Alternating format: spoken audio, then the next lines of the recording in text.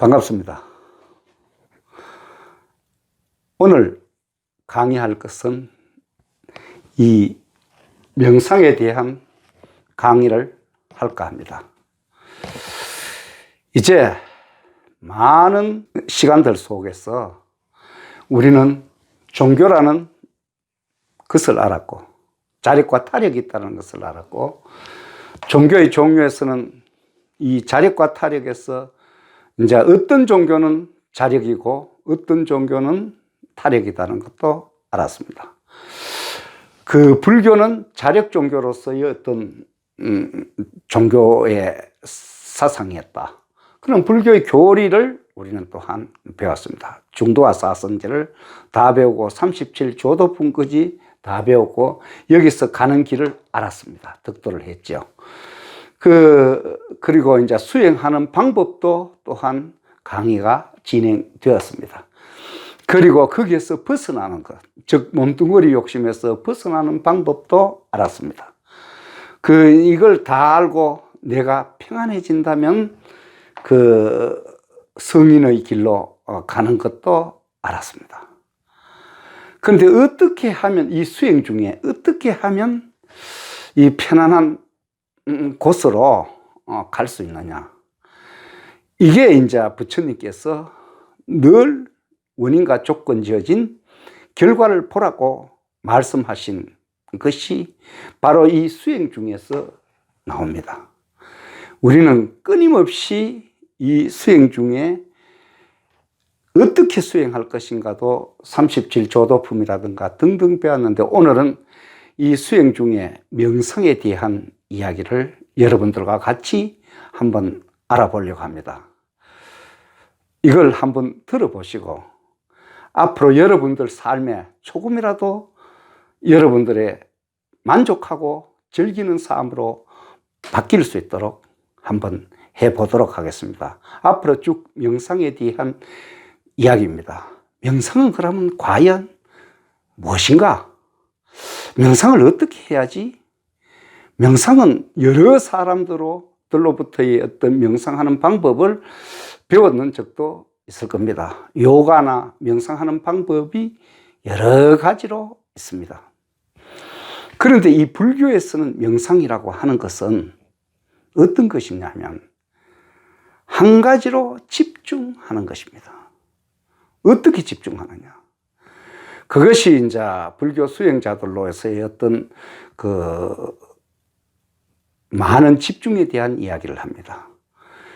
니미따 이야기도 하면서 보는 거, 한 가지로 집중이 되었을 때 그 니미따 현상이 일어나는 것은 전번 시간에, 이 교리 시간에 가르친 적이 있는데, 이 한 번에 이 집중할 수 있는 방법을 끊임없이 하다 보면 이 집중은 자연스럽게 나에게로 다가옵니다.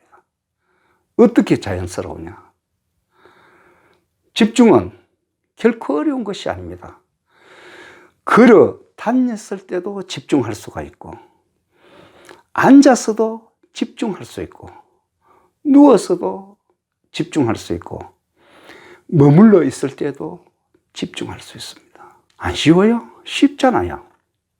걸어 다닐 때도 집중이 명상입니다. 그럼 이 명상을 어떻게 할 것인가? 우리가 이 교리에서 8가지 괴로움이라는 것을 배웠습니다. 태어나는 것, 늙는 것, 병드는 것, 죽는 것. 거기에서 사랑하는 사람과 헤어지는 것, 만나기 싫은 사람 만나는 것, 내가 갖고 싶은 거 못 가지는 것, 또한 이 몸뚱어리가 하고 싶은 것을 못하는 것, 이 8가지가 삶의 괴로움이라고 부처님께서 정의를 해 놓으셨죠. 이 속에 모든 괴로움은 다 있다. 태어나면 늙고 병들고 죽는 게 그건 자연의 현상이기 때문에 스스로 그러한 것입니다.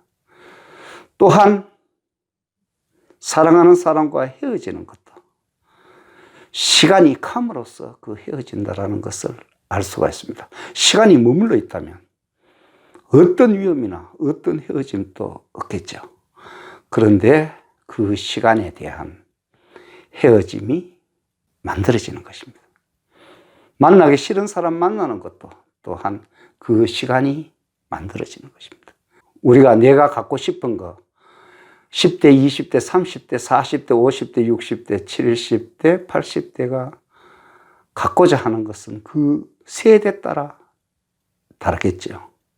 그걸 못 가지는 것이 또한 괴로움입니다.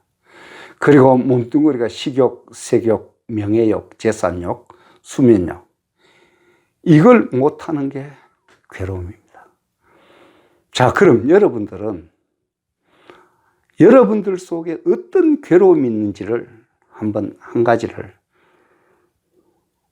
떠올려 보면 됩니다.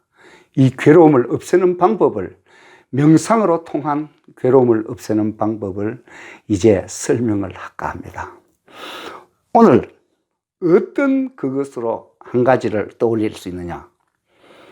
먼저 우리가 내가 몸뚱어리가 하고자 하는 것, 내지는 이 사랑하는 사람과 헤어지는 것에 대한 이야기를 오늘 해보려고 합니다.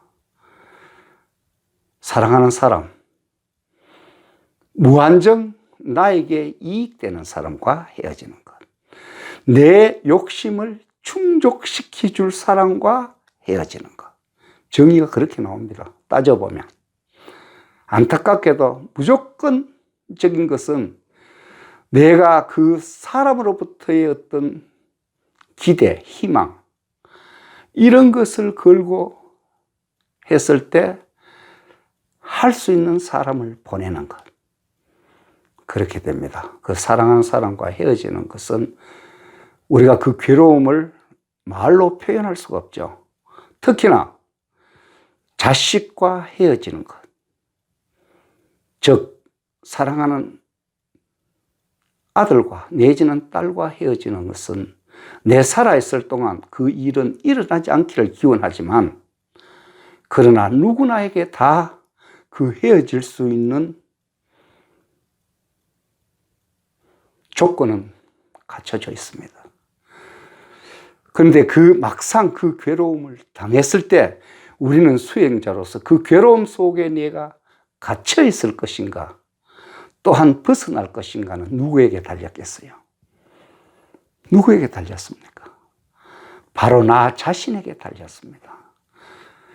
그게 이제 이 교리에서 배웠던 모든 부처님 가르침이 적용이 됩니다. 우리가 사랑하는 사람과 헤어질 때 어떻게 하는 것이 좋을 것 같습니까? 마냥 슬프다. 그 눈에 넣어도 안 아플 아들인데, 딸인데. 그래서 그 속에 갇혀 있다면 우리는 그 모르는 어리석음을 해서 그 속에 갇힐 수밖에 없다라는 것입니다. 그 너무 냉정하지 않느냐? 아닙니다.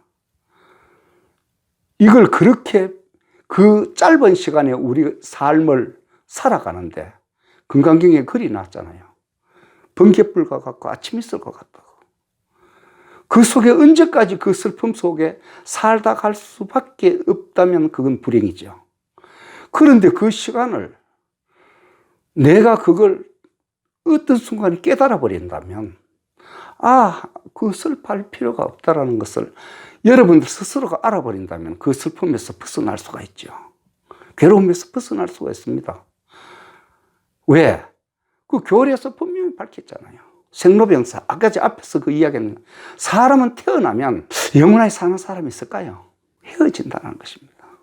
죽는다는 것입니다.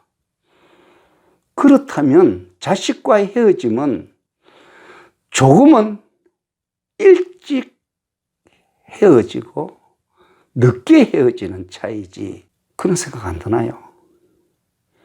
언젠가는 헤어진다라는 것입니다. 결론은, 원인은 자식과 나의 사이에서 헤어진다는 그 괴로움인데, 그 괴로움에서 벗어나려고 해보면 그 조건적 결과는 헤어진다라는 것입니다.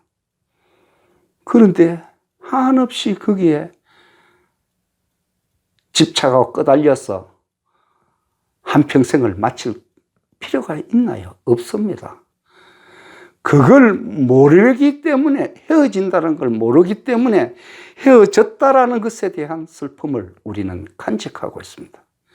그런데 거기에서 집착을 할 필요가 없습니다. 왜? 헤어지는 거니까. 좀 어렵나요? 좀 너무 인간적인 냉대하다. 그런데 그게 아닙니다.